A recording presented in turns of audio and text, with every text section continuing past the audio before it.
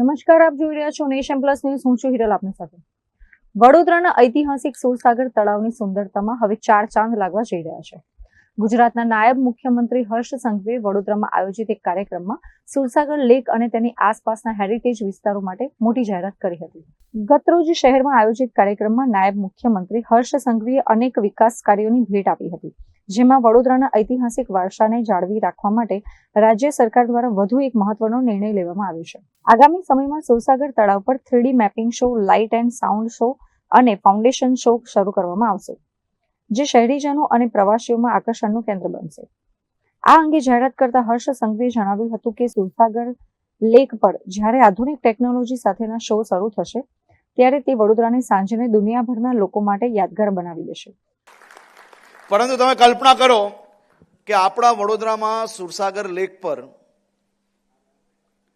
જ્યારે 3D mapping show ચાલતો હશે, ફાઉન્ટેન શો ચાલતો હશે, લાઇટ એન્ડ સાઉન્ડ શો ચાલતો હશે, અને એ સાંજ વડોદરાની એ કેમ દુનિયાભરના લોકો માટે યાદગાર ના બને?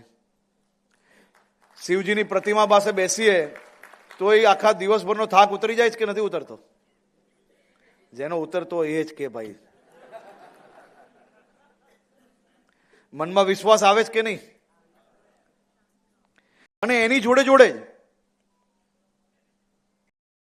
સુરસાગર ન્યાય મંદિર પાસે હેરિટેજ સ્ક્વેર બનાવવાનો નિર્ણય બી રાજ્ય સરકાર દ્વારા લેવામાં આવ્યો છે.